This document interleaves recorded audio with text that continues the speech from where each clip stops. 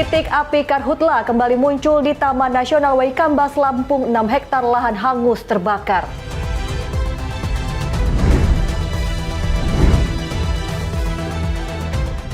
Mobil towing angkut moge selundupkan sabu.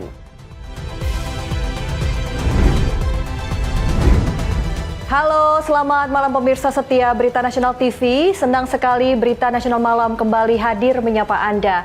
Selain 3 berita utama tadi, akan ada informasi lainnya dari dunia politik, ekonomi, hingga isu sosial yang sedang hangat diperbincangkan. Bersama saya, Restu Wulandari.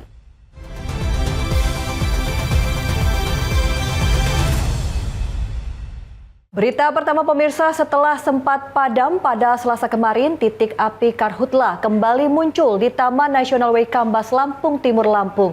Kebakaran dilaporkan terjadi sejak Kamis pagi dan telah menghanguskan lahan ilalang dengan luas kurang lebih 6 hektar. Peristiwa kebakaran hutan dan lahan kembali terjadi di Taman Nasional Waikambas, Lampung Timur, Lampung pada Kamis pagi. Jika sebelumnya terjadi di wilayah Brajaluhur, kali ini api dilaporkan muncul di wilayah Resort Rantau Jaya dan Toto Projo. Hembusan angin yang kencang membuat api terus meluas dan menjalar ke hamparan alang-alang. Ratusan petugas gabungan dikerahkan untuk melakukan pemadaman manual pada peristiwa ini. Selain itu, pemadaman ini juga dibantu dengan helikopter waterbombing. Kebakaran diperkirakan telah menghanguskan lahan seluas 6 hektar. Rantau Jaya dan di Resort Toto Projo berbatasan dengan Susukan Baru. Nah, itu yang pertama itu ditemukan pagi tadi, langsung kita tindak lanjuti dengan operasi dengan waterbombing. Balai Taman Nasional Waikambas pun memastikan tidak ada gajah dan satwa lain yang terdampak langsung dalam karhutla ini. Dari Lampung Timur, Lampung, Tim Liputan Berita Nasional TV. Warga Parung Kuda, Sukabumi, Jawa Barat menyambut gembira setelah jembatan yang menjadi akses penghubung antar desa selesai dibangun dan resmi digunakan. Dengan keberadaan jembatan Garuda Merah Putih ini diharapkan memberikan manfaat langsung bagi warga, terutama memperlancar mobilitas serta aktivitas ekonomi.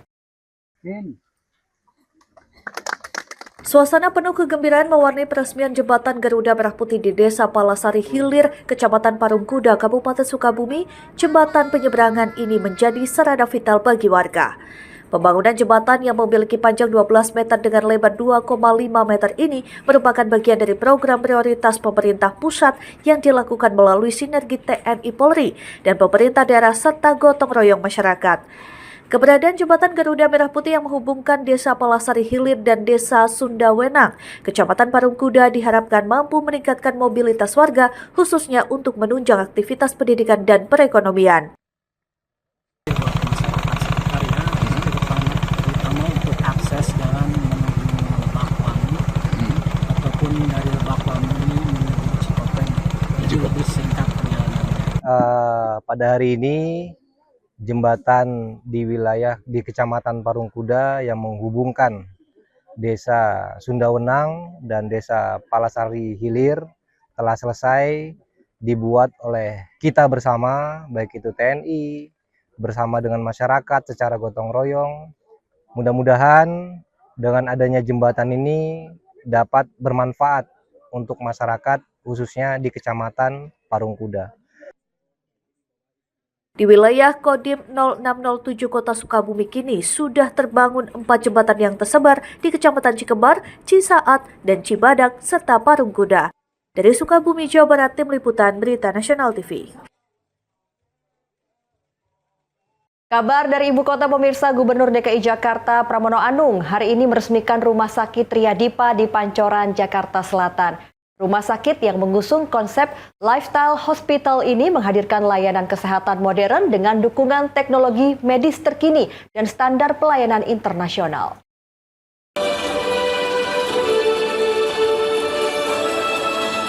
Berlokasi di kawasan Pancoran, Jakarta Selatan, RS Triadipa kini hadir dengan wajah baru dan konsep pelayanan kesehatan yang lebih modern, terintegrasi dan berorientasi pada kenyamanan pasien.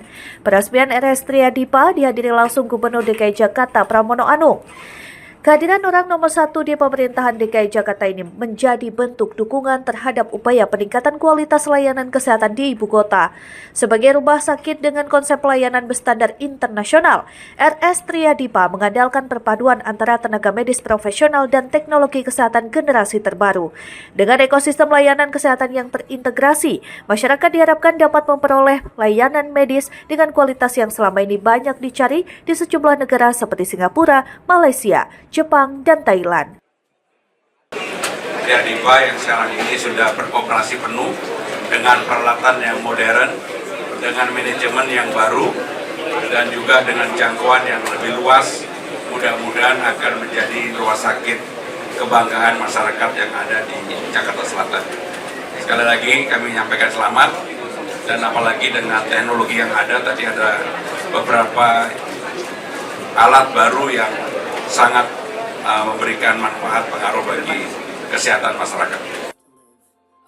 Sementara itu menyebut transformasi RS Triadipa menjadi lifestyle hospital menjadi bagian dari upaya menghadirkan pilihan layanan kesehatan berkualitas tinggi di Jakarta. Tak hanya berfokus pada pengobatan, RS Triadipa juga menekankan pentingnya deteksi dini, kenyamanan pasien, teknologi medis, serta pelayanan yang terintegrasi.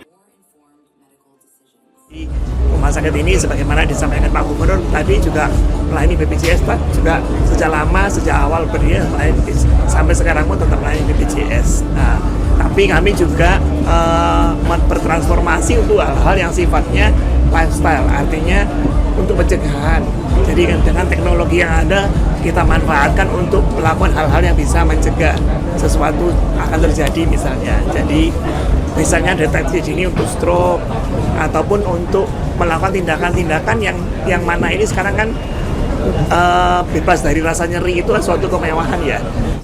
Dari Jakarta, Galuh Anggara, Berita Nasional TV. Kita beralih ke informasi lain pemirsa, sebuah wisma penginapan di Kota Makassar dibobol maling. 7 unit televisi yang berada di 7 kamar di lantai 2 dan 3 raib digondol pelaku. Polisi yang melakukan olah tempat kejadian perkara justru menemukan sejumlah kejanggalan di lokasi. Sebuah wisma penginapan yang telah ditinggal kosong oleh pengelola sebelumnya di Jalan Hertasning, Kota Makassar, Sulawesi Selatan menjadi sasaran pembobolan. Akibat kejadian ini sebanyak 7 unit televisi yang terpasang di 7 kamar di lantai 2 dan 3 raib digondol pelaku. Pemilik wisma yang mendapatkan laporan dari penjaga wisma langsung melaporkan insiden ini ke Mapolsek Panakukang. Menerima laporan tersebut, aparat kepolisian dari Polsek Panakukang langsung mendatangi lokasi kejadian untuk melakukan olah TKP. Dari hasil pemeriksaan awal, pelaku membobol 7 kamar dengan cara merusak kunci pintu kamar. Namun, polisi menemukan kejanggalan saat pemeriksaan berlanjut. Pintu utama akses masuk ke wisma serta jendela dalam kondisi utuh tanpa ada tanda-tanda kerusakan sama sekali. Selain itu, petugas juga menemukan sejumlah saset plastik kecil di lokasi yang diduga kuat bekas pembungkus narkoba jenis sabu. 7. Ya. Terus apa-apa saja? TV saja. Itu cara masuknya itu apa-apa yang dibongkar?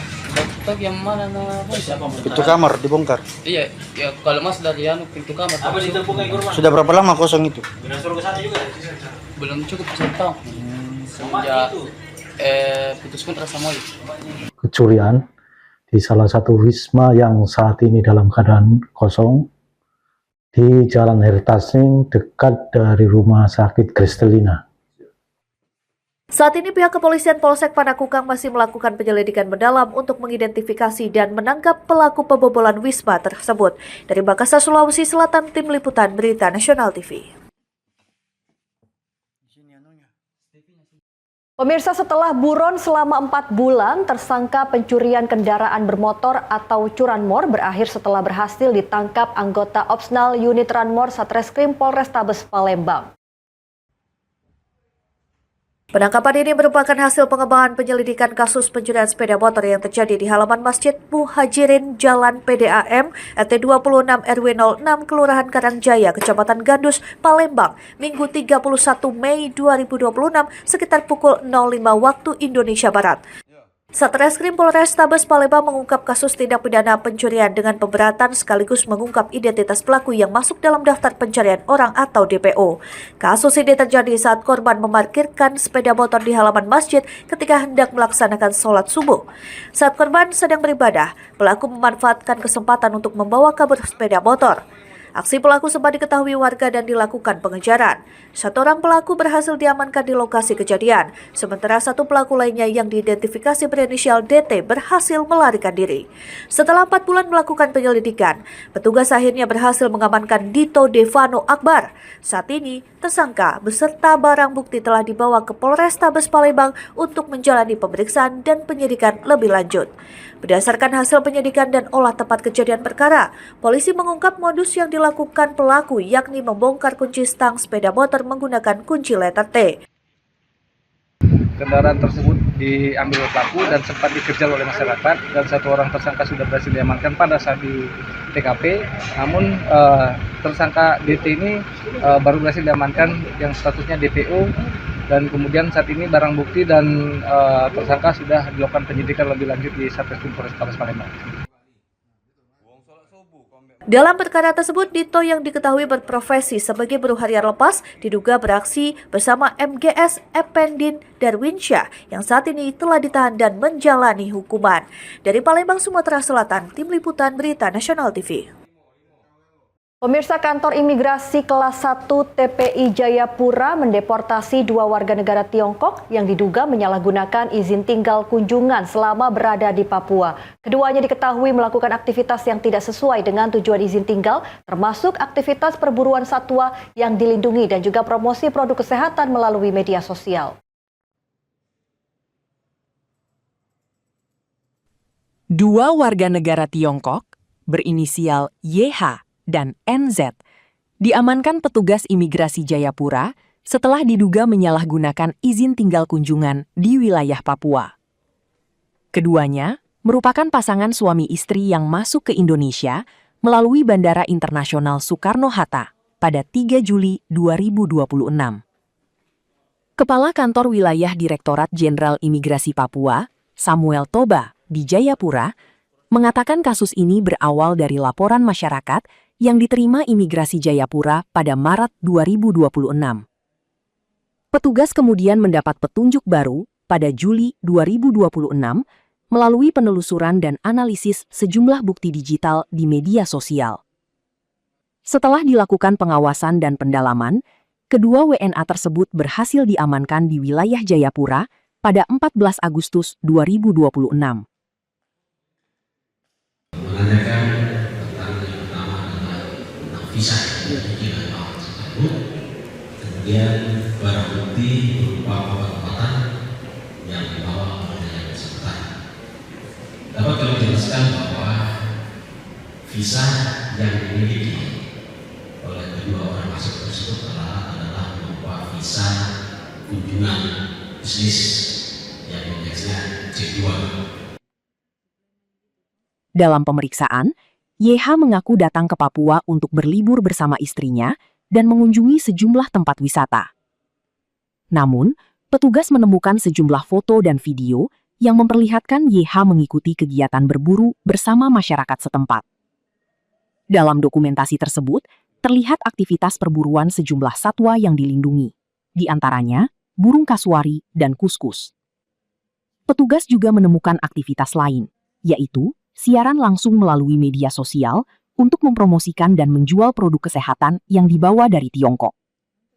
Sementara NZ mengaku tidak bekerja dan datang ke Jayapura untuk mendampingi suaminya.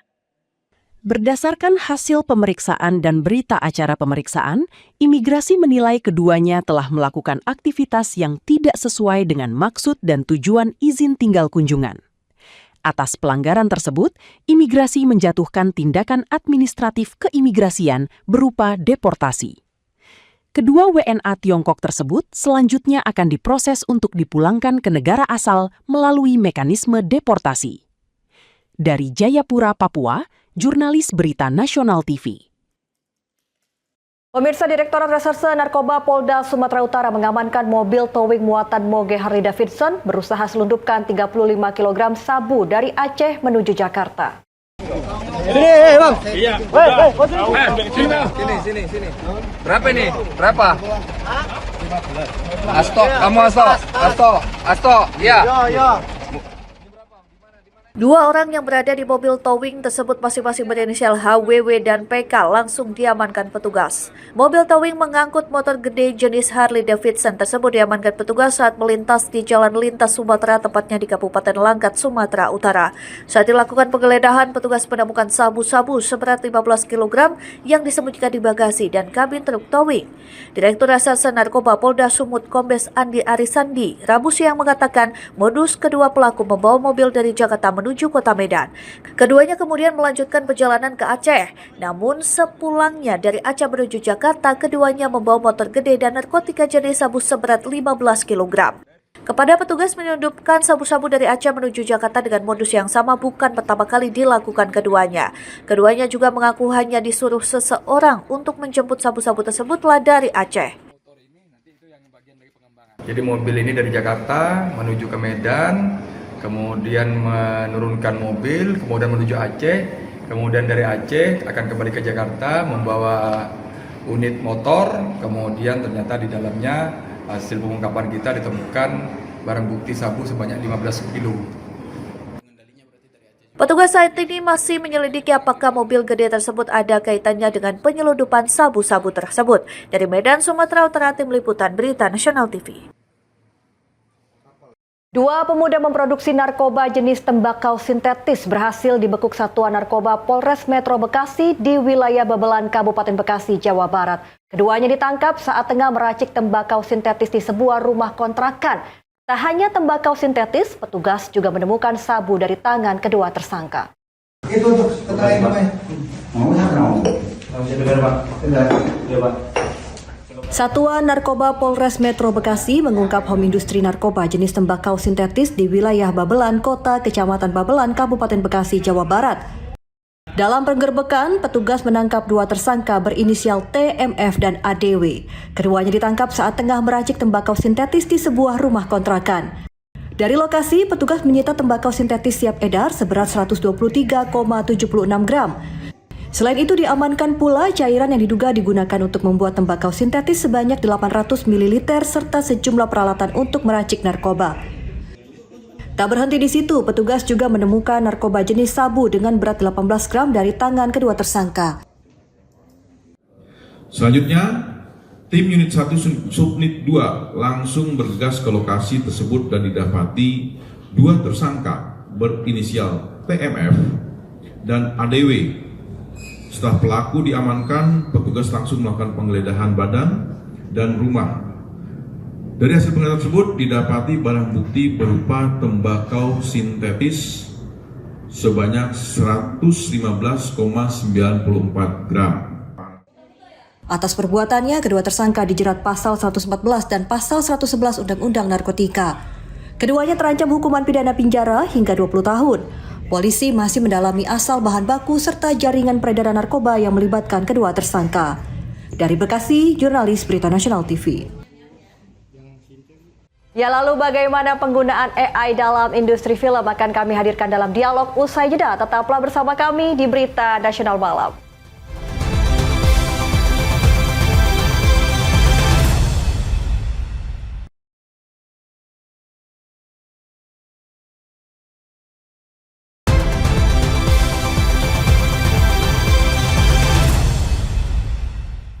Pemirsa, dalam beberapa tahun terakhir, kecerdasan buatan atau artificial intelligence AI berkembang pesat dan mulai digunakan dalam berbagai aspek industri kreatif.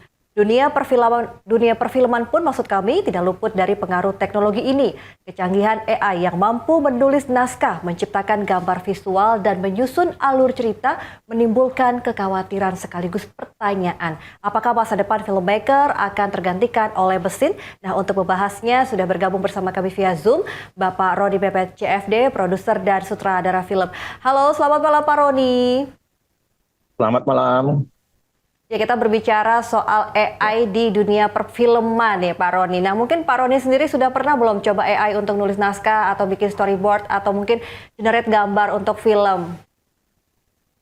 Ya, hampir 2 tahun terakhir ini Ya, kami tim saya ya menggunakan memang konsep AI ya, tapi lebih kepada konsep untuk development cerita yang akan kita garap ya, karena yang tadinya kita pakai deck ya, selalu kita present ke produser. Sekarang dengan deck ditambah lagi AI itu akan lebih efektif dan lebih meyakinkan klien untuk bekerja sama dengan kita. Kalau dalam bentuk skenario sih kita tidak pernah ya, karena memang ini kalau cerita itu memang harus dari hati dan rasa ya, memang harus tetap dari penulis skenario, tidak AI. Tapi secara konsep development bagaimana sih konsep film yang akan kita garap, nah itu kita punya tim AI untuk menggarap ini gitu loh ya Pak ya. Baik, jadi hanya untuk konsepnya dan hasilnya jadinya lebih efektif begitu ya Pak ya? Pastinya. Karena apa? Itu tergambar secara visual, ya kan? Tapi memang masih ada kelemahannya sebenarnya gitu loh. Karena dari segi acting dari AI itu kan kita belum bisa. Itu hanya secara ilustrasi saja sebenarnya itu. Ya, kira-kira gitu. Baik, Pak Roni, kalau boleh tahu di tahap produksi mana sih sebenarnya AI ini paling membantu saat ini? Apakah mungkin di praproduksi kah, produksi atau pasca produksi? Yang paling utama tuh di awal development untuk praproduksi. Itu yang paling penting ya. Karena apa ya? Karena di sini kan awal dari sebuah konsep cerita yang akan kita garap gitu loh. Seperti apa visual yang akan kita bikin dari konsep saya sebagai sutradara untuk present ya ke produser gitu loh. Nah, produser ini dalam arti yang akan membiayai film saya gitu loh, supaya ini lebih meyakinkan buat ke tim produser atau investor lah untuk membiayai film saya gitu loh. Jadi kita mereka itu tidak beli kucing dalam karung gitu loh. Istilahnya seperti itu Mbak ya. Jadi semua sudah tergarap secara konsep seperti ini loh. Film saya alurnya seperti ini. Bahkan kita bisa mengambil dari foto-foto kandidat pemain yang harus kita garap, yang memang kita sudah hubungin sebelumnya. Itu sudah mewakili dari konsep AI yang kita bikin itu ya, itu sudah tergambar langsung pemain-pemainnya gitu, calon-calon pemainnya. Begitu Mbak. Jadi di tahap praproduksi begitu ya. Nah, di tahap praproduksi. Tapi nanti ketika nanti di pasca ya, terutama pasca produksi itu, saya kan kadang-kadang kita ada dalam bentuk PR nih sebenarnya ada CGI yang kita akan garap. Nah, mungkin dari konsep dari tim saya untuk menggarap AI-nya ini itu sebagai contoh aja, sebagai contoh gitu loh, sebagai contoh ya. Kalau dalam produksi untuk membuat shortlist apa gitu dan pakai, saya tidak pernah karena tidak pernah. Kalau produksi itu kan kita artinya kan kita syuting ya, sudah melakukan syuting per day, scene by scene apa yang harus kita garap. Saya tidak pernah dari AI karena apa? Sangat beda ya, artinya itu lebih kalau kita yang membuat shortlist dari saya sebagai sutradara itu lebih punya rasa dari hati kita yang benar-benar memang yang betul-betul dalam hati kita merasakan adegan itu akan lebih baik kalau kita sendiri. Oke, jadi AI membantu dalam konsep dan juga pasca produksi, tapi tetap pada produksinya tetap pakai feel begitu ya Pak ya, supaya tetap berasa di alur cerita tersebut ya. Nah sejauh dengan perkembangan, baik Pak Roni, nah sejauh perkembangan AI saat ini gitu, apa sih yang menurut Pak Roni ini yang paling mengagetkan kecanggihan dari AI tentunya untuk industri film pada saat ini? Ya. Perkembangan AI ini memang kan sangat luar biasa ya.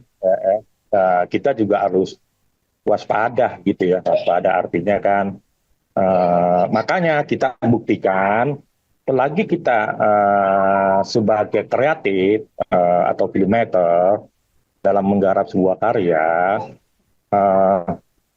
ya saya rasa ini tetap akan lebih baik kalau memang itu dengan original kita sendiri tanpa melalui AI gitu loh ya kan. Tapi tetap harus waspada Mbak, tetap harus waspada. Nah, karena kan perkembangannya kan sangat-sangat pesat sekali nih. Ya, bahkan ada teman saya tadinya dia aktif di iklan, produser iklan. Dia sampai akhirnya terjun kembali lagi ke film karena beberapa produk-produk iklan sekarang kan sudah memakai konsep AI ini. Iya, akhirnya itu sangat mempengaruhi di production house untuk yang selalu membuat iklan ya, kira-kira seperti itu. Tapi kalau dampak kita di industri film, saya rasa sih belum ya, belum terlalu terlihat dampak itu. Beda dengan di production house periklanan, advertising, ya. Oke, jadi kalau tadi kan dampaknya ke salah satu rekan Pak Bapak adalah dia jadi terjun balik ke film gitu. Mungkin juga banyak nih yang sekarang menggunakan AI untuk nulis naskah atau mungkin menyusun alur cerita, walaupun terlepas lebih baik alur itu atau cerita itu dari kita sendiri. Tapi kan juga banyak nih yang menggunakan AI untuk itu. Nah, apakah peran penulis skenario ini bisa tergantikan atau mungkin jadi justru berubah akan tidak ada lagi penulis film yang original karena kebanyakan menggunakan AI begitu, Pak Roni? Ya, kebetulan anak saya penulis skenario ya Mbak ya. Beberapa film saya dia yang menulis semua. Memang kadang-kadang dia perlu sih bantuan AI ketika dia mentok idenya seperti apa. Dia bertanya, dia hanya sekedar bertanya, ya kan? Bagaimana nih jalan keluarnya konflik ini gitu loh. Tapi tidak semua 100% diambil gitu loh Mbak. Ya, karena biar bagaimanapun juga kalau memang tetap jauh beda kalau kita menulis dengan rasa, dengan insting dari penulis skenario itu sendiri, sangat jauh. Begitupun juga dengan lagu ya. Nah, kita tidak nyinggung lagu juga kan begitu kan, banyak sekali lagu itu pakai AI, memang bagus kalau untuk didengar, sangat bagus ya, kita bikin syairnya apa. Tapi menurut saya sih tetap beda lah ya kalau tidak original memang dinyanyikan secara langsung real gitu loh. Ya. Oke. Pak, Bapak juga khawatir nggak sih sebagai sutradara gitu? Mungkin khawatir nih tangan atau mungkin gaya khas penyutradaraannya ini bisa ditiru oleh AI ya begitu. Mungkin ada sutradara lain atau pemula begitu, bikin dong naskah atau gaya ini ala sutradara ini gitu. Bagaimana Pak Bapak menanggapinya? Wah, saya tidak takut ya, karena kenapa? Sutradara kaliber Steven Spielberg, Christopher Nolan pun mengatakan itu gitu loh. Dia tidak pernah takut dengan perkembangannya ini, karena biar bagaimanapun juga sangat beda gitu loh ya kan, karena kalau melihat hasil penyutradaraan dari sebuah karya film itu emosinya dari acting pemainnya, rasanya itu ya tidak bisa dibandingkan dengan real kita dalam penggarapan. Ya kan, dan itu berkali-kali Christopher Nolan itu membicarakan itu gitu loh. Iya kan? Iya, dengan film Odyssey-nya aja dia berani, dia malah tanpa CGI malah justru. Semua real dia bikin. Itu kembali lagi ke format awal gitu loh. Ya kan? Dengan sinematik glass shot semua seperti itu. Semua betul-betul seandainya itu tokonya besar, betul-betul dibikin patungnya. Sebesar setinggi apa disesuaikan gitu loh. Itu film The Odyssey ya kan, Christopher Nolan. Dan jadi saya juga berpikir bahwa ini kita tidak akan takut gitu loh ya kan. Cuma sangat berfungsi sekali kalau apalagi kita mau buat iklan, kejar waktu ya, tidak bertele-tele. Dan konsep AI inilah yang sangat-sangat membantu menurut saya gitu. Ya. Oke. Jadi sebenarnya AI bisa digunakan untuk film tapi dengan bijak begitu kali ya, Pak Roni ya? Oh ya, harusnya seperti itu. Karena juga ada beberapa teman-teman bikin film ya, tiba-tiba dia terjebak, dia bikin AI, itu dia juga sudah kita infokan gitu loh. Ini nanti akan di-reject nanti. Ya kan tidak semua mau menerima gitu loh. Betul. Meskipun ada info saat ini di luar ya, ada film full AI itu sampai tayang di bioskop. Nah itu kan kebijakan. Iya betul. Ya, itu kebijakan dari yang punya pengelola bioskop. Tapi setahu saya kalau sekarang ini dari pihak bioskop baik itu SS1, CGP, Sinopolis, Platinum dan lain-lain, mereka belum ada kebijakan itu, ya belum ada. Itu setahu saya. Tapi pernah ada setahun yang lalu film full AI itu judulnya Pangeran Diponegoro, dan itu tayang di Jakarta Theater. Itu pun bukan secara komersial, cuma undangan, mereka nonton sama-sama, udah selesai. Jadi tidak tayang berhari-hari. Oke, baik. Kira-kira seperti itu. Baik. Ya. Kalau tadi Pak Roni mengatakan tidak takut gaya penyutradaraannya ditiru, tapi mungkin ada nggak sih kekhawatiran atau rasa khawatir gitu terhadap AI di industri film? Misalnya seperti akan makin banyak hilangnya lapangan pekerjaan, khususnya untuk kru, atau mungkin pembajakan gaya, atau banjirnya konten AI. Karena kadang-kadang tidak harus orang perfilman saja, orang biasa pun juga bisa kan, ya Pak ya, bikin film AI atau konten melalui AI yang seperti film begitu. Ya, seharusnya sangat bisa dong, sangat bisa. Tapi kan sebenarnya yang kekhawatiran itu kalau berbincang dengan teman-teman tentang ini, itu penulis skenario juga banyak yang khawatir ya. Karena semua sudah bisa ditulis oleh apa yang harus disampaikan gitu loh ya kan. Tapi kan kalau menurut saya sih jangan khawatir lah ya. Begitu juga dengan tim special effect ya, CGI ya. Nah, itu juga pasti juga merasa khawatir dengan kondisi perkembangan pesat teknologi AI ini. Oke. Ya. Kalau terkait dengan hak cipta sendiri seperti apa Pak Roni? Misalkan jika AI belajar dari film kita terus lalu meniru gayanya, siapa yang harus bertanggung jawab di sini?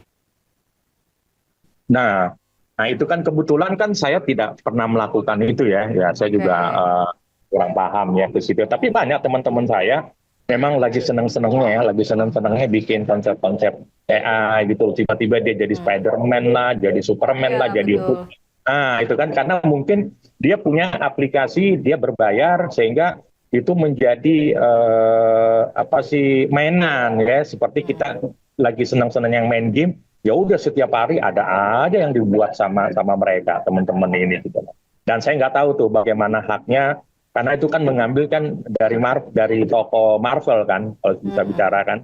Nah itu saya juga kurang paham itu Mbak ya, kurang paham karena saya tidak pernah melakukan itu gitu. Oke, Pak. Tapi kalau dilihat-lihat nih dari AI sendiri, sebenarnya peluang yang bisa dilihat dari AI untuk perfilman Indonesia apa sih? Mungkin selain tadi membantu untuk konsep begitu ya, apakah mungkin ini produksinya lebih murah, lebih cepat, atau lebih berani bereksperimen atau seperti apa Pak Roni? Ya, yang pastinya ketika kita menemukan itu pasti jatuhnya ya pasti murah ya, secara budgeting gitu loh, ke sana gitu, karena dia tidak butuh waktu lama, ya, tidak butuh waktu lama untuk menggarap konsep-konsep yang akan kita garap, baik secara visual, apalagi kalau sudah bicara special effect atau CGI ya. Kalau CGI itu kan sangat lama banget kita kerjakan itu. By frame gitu loh. Kalau AI kan tinggal kita perintahkan sesuai dengan perintah digitalisasi update dari aplikasinya kan langsung jadi. Ya. Gitu. Pak Roni kan tadi sempat menyatakan bahwa tidak perlu khawatir lah dengan perkembangan AI atau nanti akan kehilangan pekerjaan. Tapi kalau dilihat-lihat ya mungkin 5-10 tahun ke depan film ini bisa dibuat dengan 1 orang plus AI gitu tanpa butuh tim yang besar. Gimana mungkin menghadapi gelombang AI yang akan semakin besar setiap tahunnya begitu Pak Roni? Nah ya kalau itu saya tidak menutup kemungkinan hal itu. Betul bisa terjadi, itu hanya 1 orang yang bekerja. Semua udah merangkap semua karena akan dikerjakan oleh AI. Itu bisa terjadi perkembangan 10 tahun akan datang. Tapi ya kalau saya sih berharap ya mudah-mudahan sih di Indonesia ini tidak terlalu ini ya. Karena kalau di luar kan sudah ada tuh. Itu juga menggetarkan jiwa kita sebenarnya gitu loh. Ya sudah ada nih film yang tayang di bioskop pakai full AI gitu loh. Ya. Bahkan ada ini gimana Pak? Kenapa Pak Roni? Ya. Silahkan dilanjutkan. Iya, bahkan ada sutradara ternama, saya lupa namanya siapa, anaknya itu sampai bikin film full AI, itu sampai akhirnya bapaknya dibunuh, ditembak itu, gara-gara AI ini. Ada itu. Saya lupa sutradara siapa lagi. Itu baru terjadi berapa bulan setahun yang lalu kayaknya. Suami istri itu bukan. Oh, jadi bergosip kita ya. Bukan, nggak apa-apa. Ini kan penting. Bahwa ternyata AI ini luar biasa. Betul. Ya, yang tidak bisa dibendung perkembangan ini gitu loh. Bagaimanapun kita nggak bisa hindari ini. Ini namanya perkembangan teknologi gitu loh. Iya kan? Nah, tinggal bagaimana kita mengantisipasi kondisi ini. Saya sebagai filmmaker gitu loh, ya. Oke, Pak Roni sendiri sejauh ini mengantisipasinya dengan cara seperti apa, Pak, untuk menghadapi AI tersebut? Walaupun memang Pak Roni juga ikut memanfaatkan AI tersebut begitu. Oh iya, ya saya memang sangat memanfaatkan ini, terutama yang tadi saya bilang Mbak di awal ya, praproduksi development, membuat konsep untuk presentasi kepada klien, produser saya yang akan membiayai film ini dan juga pasca produksi gitu loh ya kan. Ya saya rasa dengan adanya ini ya sangat membantu ya, benar itu sangat membantu. Oke, Pak Roni, terima kasih untuk bincang-bincangnya. Jadi intinya adalah sebenarnya dunia perfilman salah menggunakan AI, tapi yang penting digunakan dengan bijak dan tidak mengurangi nilai kreativitas begitu ya dalam insan perfilman begitu ya Pak Roni ya. Baik Pak Roni BPCFI sebagai produser dan juga sutradara, terima kasih untuk waktunya. Ya. Selamat malam dan sampai jumpa Pak Roni. Sama-sama, terima kasih. Terima kasih. Dan informasi tadi sekaligus menutup perjumpaan kita di Berita Nasional malam kali ini. Saya Restulandari beserta kru yang bertugas pamit undur diri. Selamat malam, selamat beristirahat dan sampai jumpa.